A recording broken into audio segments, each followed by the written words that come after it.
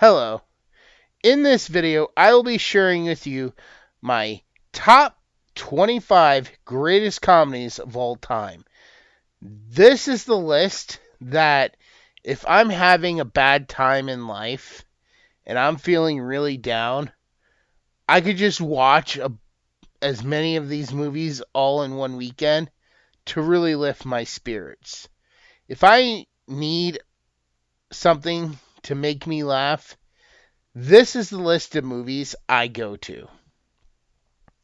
So I'm going to go through each, and I'm going to tell you briefly what they're about. And this will also be ranking my lowest to highest, what I think is the funny to the funniest. So number 25, The Incredible Bert Wonderstone. This is a movie that follows Steve Carell, who is a stage magician, and he is being outperformed by a street magician. It's basically like Siegfried and Roy versus Chris Angel, because at the time of this movie, Chris Angel was very big. Number 24, Bill and Ted's Excellent Adventure.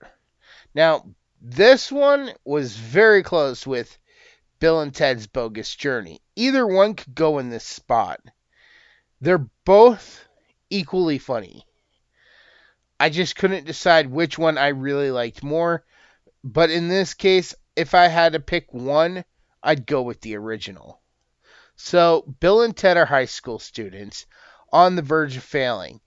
And a man from the future is sent back in time through a phone booth to make sure that they pass their history exam so they will become these great leaders in the future. So, with the time machine, Bill and Ted decide that they're going to travel through time collecting historical figures so they can pass their history exam. Number 23, So I Married an Axe Murderer. This one is really funny. If I could have put it higher on the list, I probably would have. But I feel like this was the perfect spot. There are times where, yeah, it's more of a romantic movie, but what it's about. So Mike Myers is a man who is afraid of getting married. He always finds weird, crazy reasons to break up with his girlfriends. Well, while visiting his parents one night, his mother talks to him about this killer that is going across the U.S., marrying people, and then killing them on their honeymoons. And at the time, Mike Myers is dating this woman who runs a butcher shop.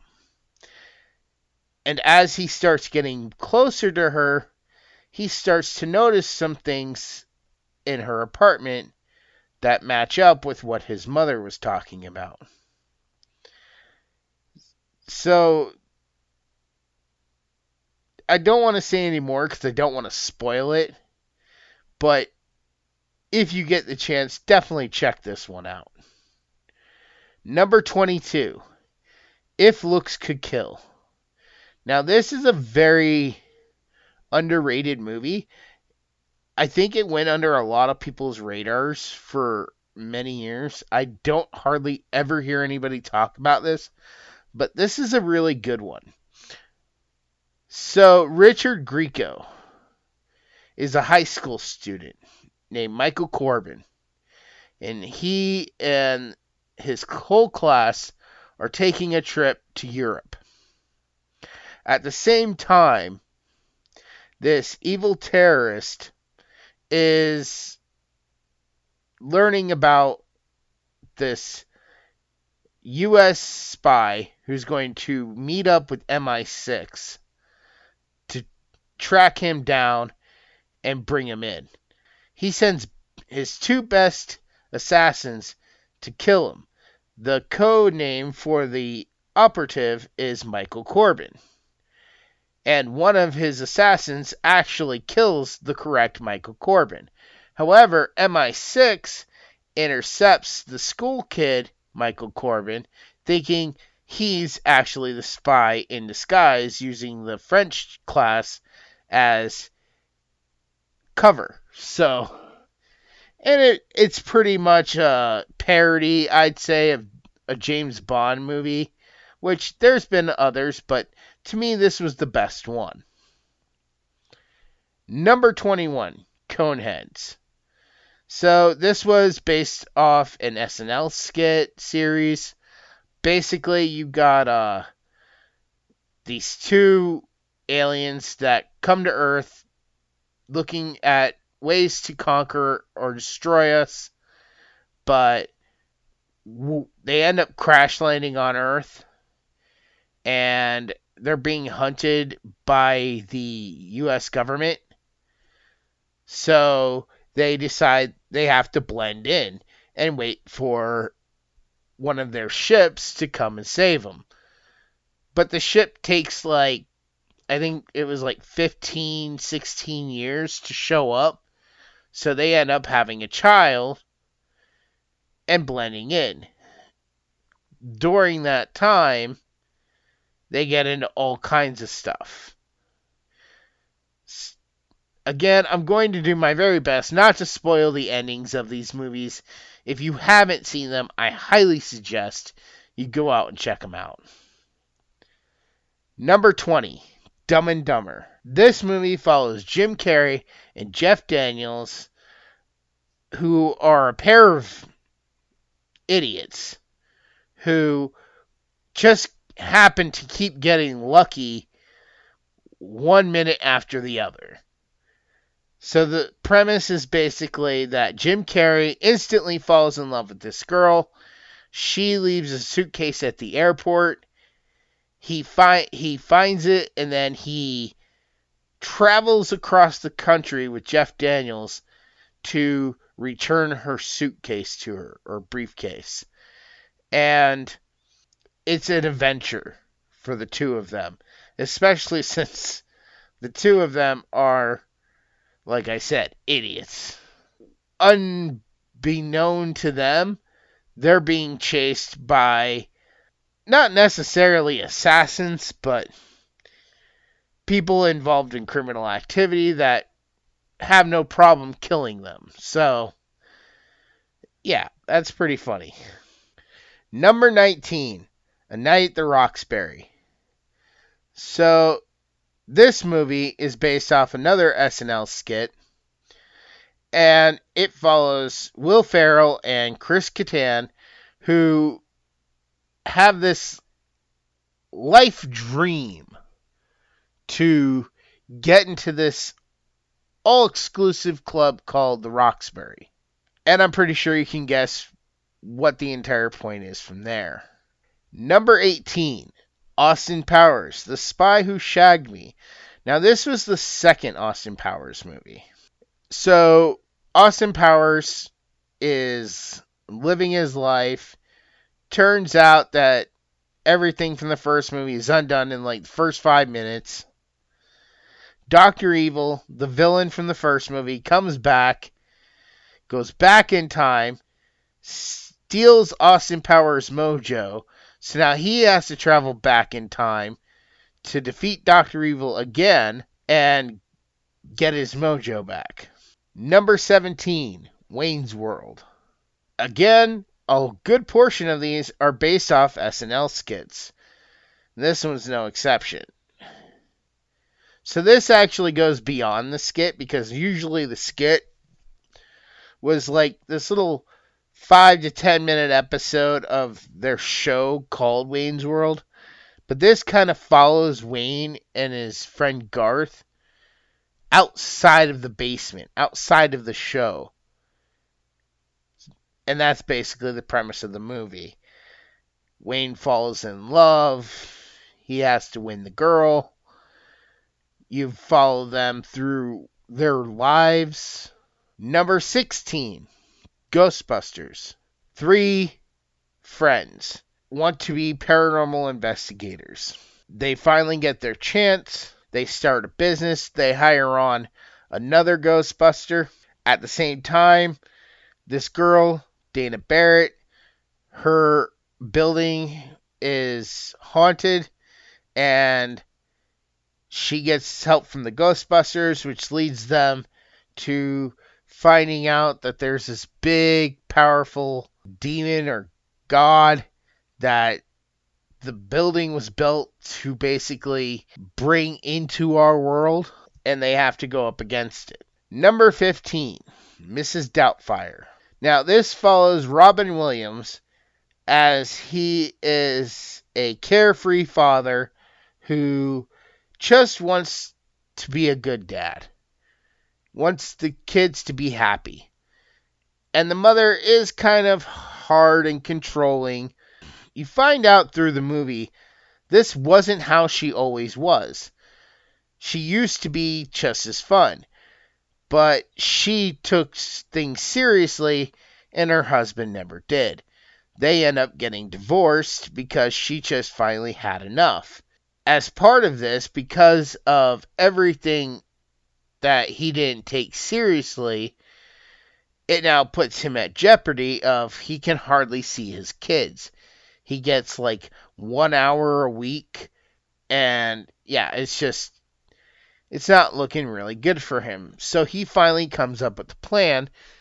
When he finds out that she's going to be hiring a nanny, he's like, oh, well, I'll be the nanny so I can see my kids more.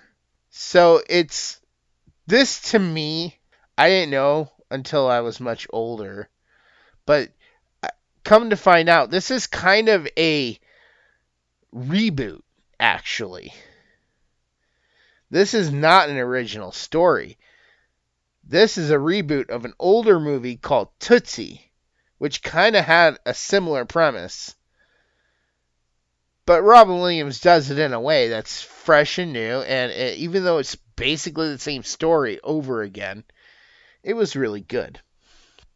In fact, I like this more than I like Tootsie. American Pie 2. Now, if you saw my previous video where I ranked all the 4 of the American Pie movies, you'll understand. 4 friends are back from college. They want to throw a huge party at the end of the summer. And in this movie, even though it's a sequel, they took a lot more chances. The jokes were bigger. The jokes were funnier. They were much better, especially because they used what they had from the first movie as setup, and they set up some of these jokes even more. Like, at the end of the first movie, Finch slept with Stifler's mom. Well, throughout this entire movie, Finch is preparing to see Stifler's mom again. Jim is expecting Nadia, this really hot girl from his class, to come and visit him and be there on that final weekend. And he wants nothing more than to sleep with her.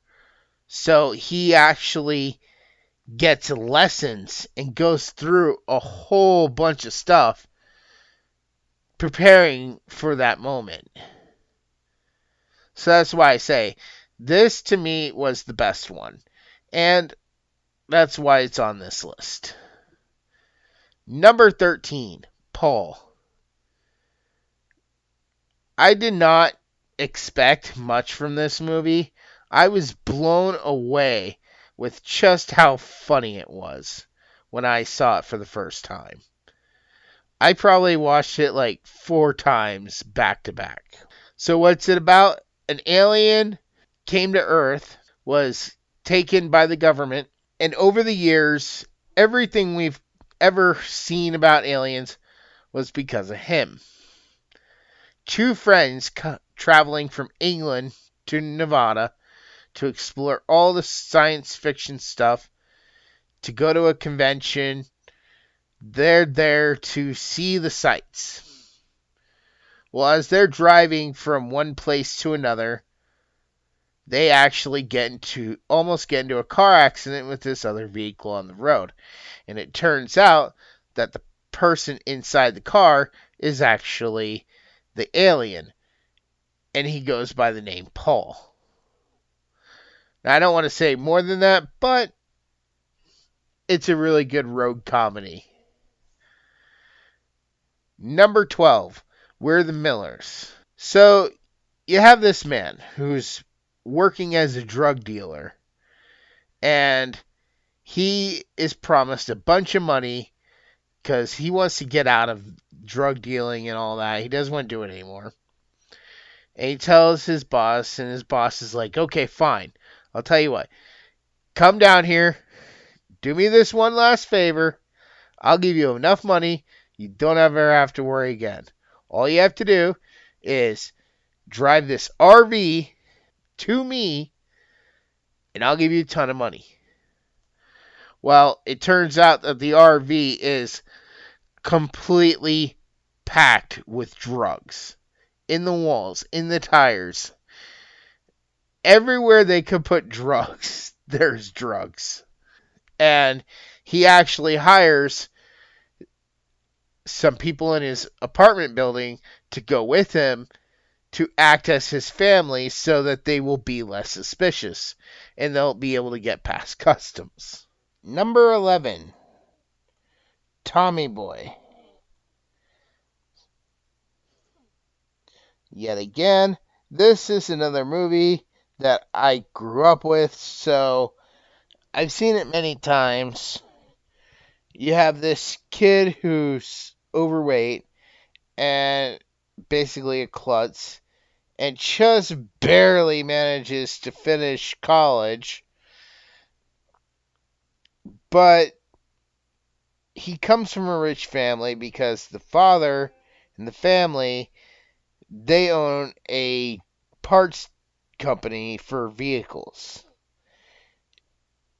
dealing in like brake pads, oil filters, bunch of stuff called Callahan Auto.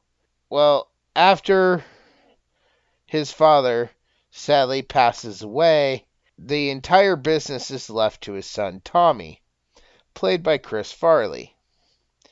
And things are going bad for the company unless Tommy can take on his father's legacy and travel the country and sell brand new parts to other big store names.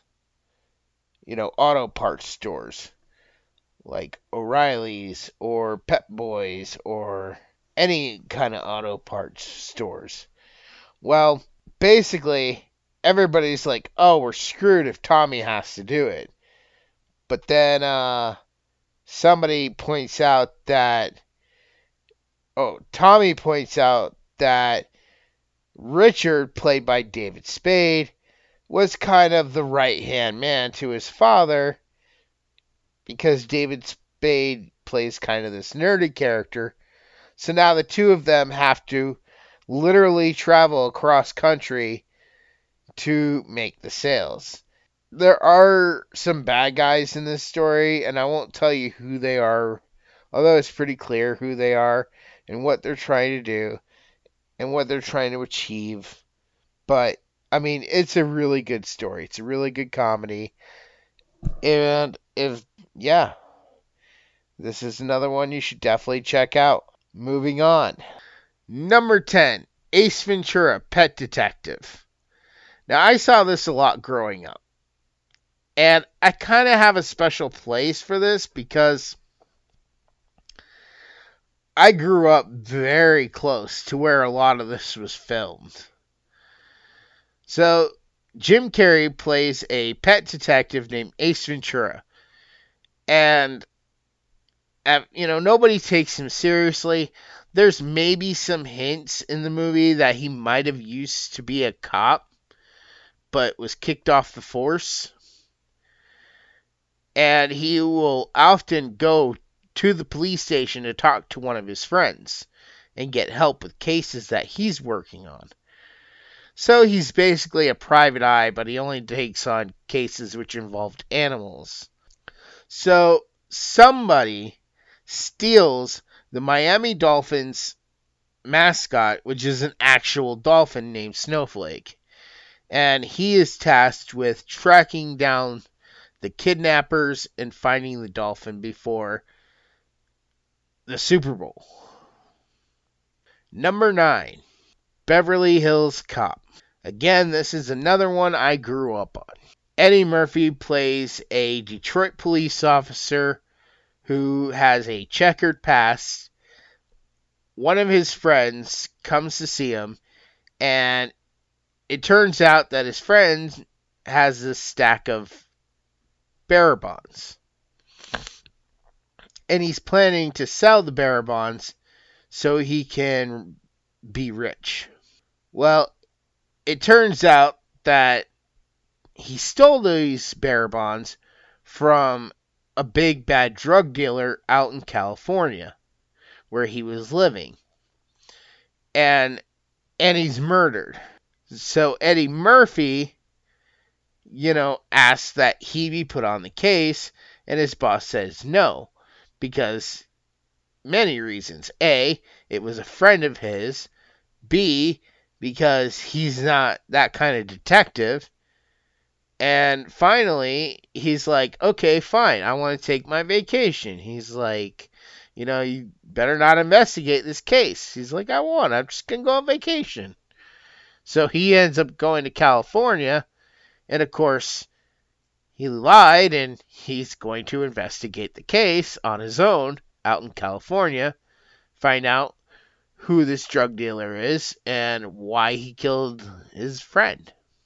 Number 8, Tropic Thunder. This is a really great comedy that I knew nothing about this going in, and I am so glad that I went into this movie blind. But basically, you have these actors who are trying to shoot a war movie, which is based off a book that's supposed to be a true story, and none of them, they're all supposed to be these really great actors, but none of them are doing a very good job at playing the roles they're assigned. So the producer tells the director to fix it.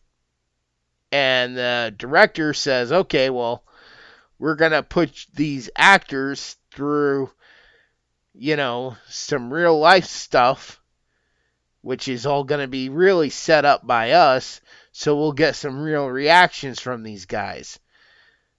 And yeah, things go south real quick, and it does not go the way you think it's going to go. I love there are so many great lines from this. Some of my favorite performances from Ben Stiller, Jack Black, and Robert Downey Jr., who at the time was doing Iron Man. So it was kind of weird to see him in a comedy, but he pulled it off brilliantly. Number 7, Dogma. Now, this is a Kevin Smith film, and it follows these two angels who were kicked out of heaven, and they're not allowed to go back because God said so. But because of some made-up rules by certain religions, there's a loophole where if they become human and then they cross under this arch on this certain day and then die, all their sins will be forgiven and they'll be able to go back to heaven. And if they do this, it's going to unmake the universe, unmake everything, because they proved God wrong. And it's really funny because, there's certain things you don't expect that happen. And you got people who are supposed to be good trying to stop these angels. And you got demons trying to protect the angels because they want it all to happen. And it's a really great adventure along the way. Number 6. Now, this is a movie I've talked about before on this channel. This is a movie. If you are in a good relationship, this is probably not the kind of comedy you want to watch. But if you're single or you're having a lot of bad luck when it comes to relationships, this is a really good one to check out. Love Stinks. So this follows French Stewart, who is a TV writer. He writes TV shows, and his buddy is getting married, and he gets introduced to Bridget Wilson, who is phenomenally beautiful in this movie. Honestly, every time I watch this movie, I think French Stewart is an idiot for not wanting to marry her right away, even though she has a little crazy leaking out from the word go. But I digress. So like I said, he's a TV writer, and they meet at his best friend's wedding. And she basically gets talked into dating him, and she just wants to get married. Really bad. Like, really bad. She wants to be married. I honestly don't think she cares who, as long as their pockets are deep enough. Now, I say that because, I mean, the guy is no Brad Pitt, you know. He makes a good amount of money.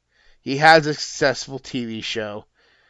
And these two they keep clashing all the time. Like, I don't even know why they stay together longer than one date.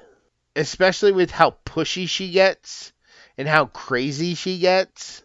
But she ends up suing him because she claims that he promised to marry her. Now, I don't want to keep going. Like I said, I don't want to spoil it. But it's really good, and the ending is mind-blowing. The end of this movie will blow your mind away. It blew my mind away. I did not expect what happened. So if you want a really good romantic comedy that's going to blow you away, and you're looking for something to lift your spirits, this is probably one of the better ones on this list. Number 5. Now we're into the top 5 here. And for number 5, I went with My Cousin Vinny. So Joe Pesci. So Ralph Macchio from the Karate Kid movies and Cobra Kai. He and his buddy are traveling to college. On the way, they're passing through Georgia, and they get arrested. And there's this whole misunderstanding about why they got arrested. Now, I don't want to say what it is, but ultimately, they get accused of murder. Well, they don't have money for a lawyer. So Ralph Macchio ends up finding out that he actually has a lawyer in the family. So they call on Joe Pesci to come down. And he basically tells them, look, I haven't actually won a case yet. And he lies to the judge saying, yeah, he's won a lot of cases. And there's this whole thing where he keeps giving a fake name or a bad name. And basically, the movie basically becomes about him trying to win this court case. Moving on to number 4. There's Something About Mary. This is not a movie that my parents enjoyed, so I only got to see this when it was on TV, when I was at my mother's house during the summers, and that was basically it. But this is one of the funniest Ben Stiller movies I've ever seen.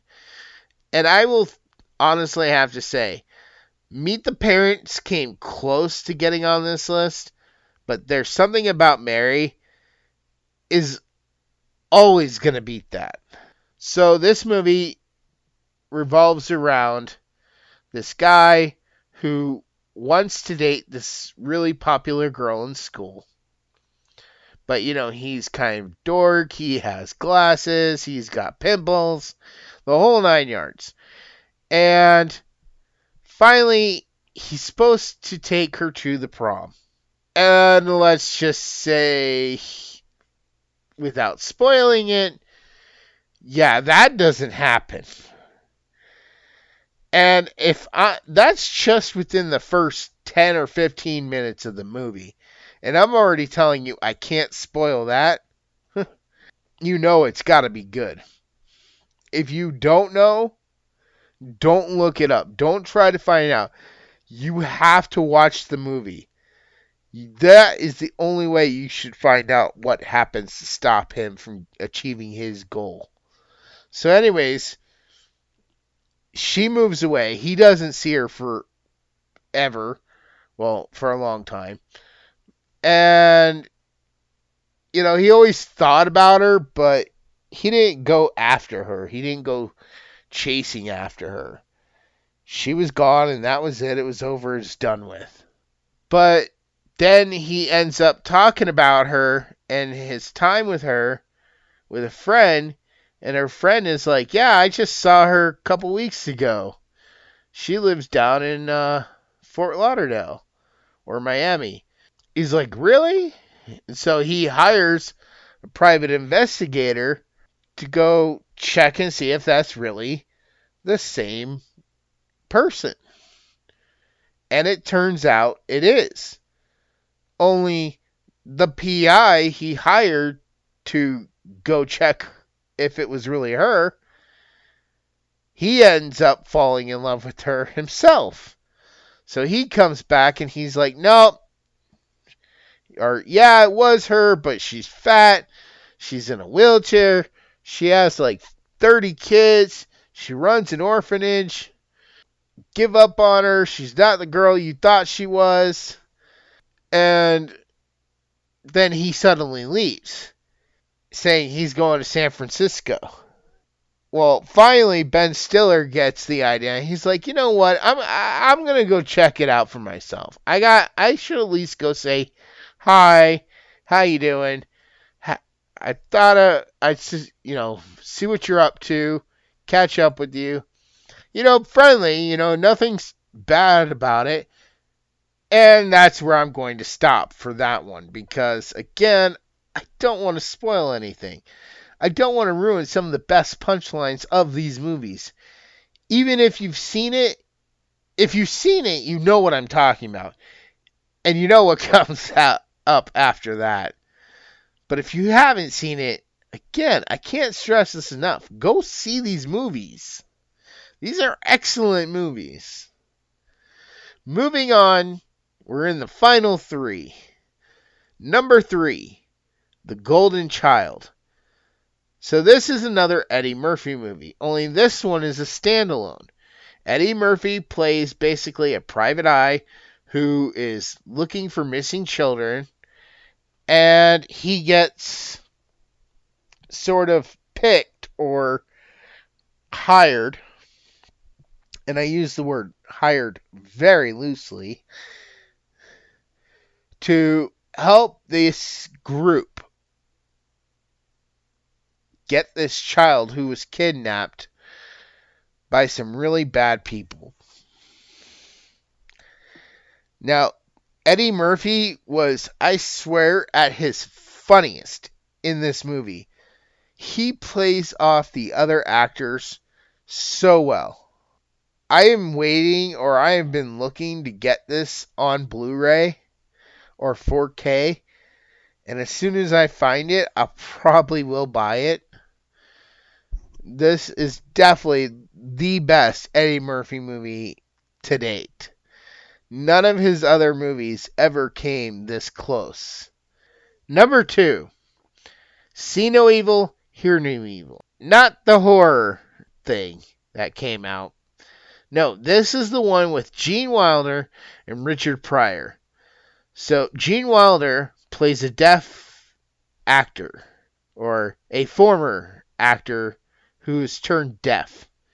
And Richard Pryor plays a black man who is blind and looking for a job. Well, Gene Wilder runs this kiosk. I guess it's like a bus station or a train station or something. But he runs this kiosk somewhere. And from the moment these two meet, it's like they're drawn together, and yet they keep colliding with each other. It's kind of the perfect buddy movie because everything that can go wrong does go wrong. But anyways, as I was saying, so something happens and they are instantly accused of murder. Now, of course, it's kind of outrageous because, they say, oh, well, one's deaf and the other's blind. They couldn't have possibly committed the murder. And they're about to get prosecuted and stuff for the murder, but then they end up breaking out before they can finish getting processed. And they're going to try to uncover who the real killer is so they won't go to jail. And it's just a really good buddy adventure movie with the two of them. And finally, number one, the greatest comedy of all time, in my opinion, Spaceballs. I have probably watched this movie more times than I can count. Me and my sister, our parents used to go out when we were kids, and we would pick a game and put this movie on because I wanted to watch this movie like all the time. It is basically a parody of almost every science fiction movie you can think of, thrown into one story. But basically, you have this princess who runs away, gets captured by the enemies, and then the king hires these guys to go rescue his daughter, and they owe money to this other bad guy, so they're going to go do it for the money. And the jokes in this movie are priceless. Like, they could try to do another one. I've always hoped they would make a sequel to this, but I don't think, even if they made a sequel, they could do nearly as good as they did the first time. It would just be nice to see where some of these characters ended up. And it would be nice to see Rick Moranis come back to the big screen in this movie. But yeah, basically, this has been my top 25 movies. I really hope you enjoyed this list. If there is something else you'd like me to tackle in the future, please let me know in the comment section below. There's plenty of other genres I could do. If you're looking forward to another list like this, let me know. If you have not yet, please check out my book series, The Guardian of Light. It has a little bit of everything in all the book series, and I'm currently working on book 6 right now.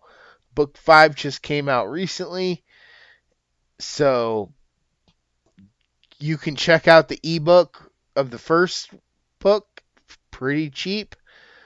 I recently lowered the price on that ebook, so if you want a safe bet, you can just go check out the ebook and see what you think. And then if you like the series, pick up the paperbacks. I promise you that's the best way to go, is through the paperbacks. If you enjoyed this, please check out some of my other videos. Make sure to subscribe and click the notification bell so you are notified the second a new video goes up. I do live streaming on my other channel. The link will be in the description below. You can check out some of my past live streams. I want to thank you all for watching, and I will talk to you next time.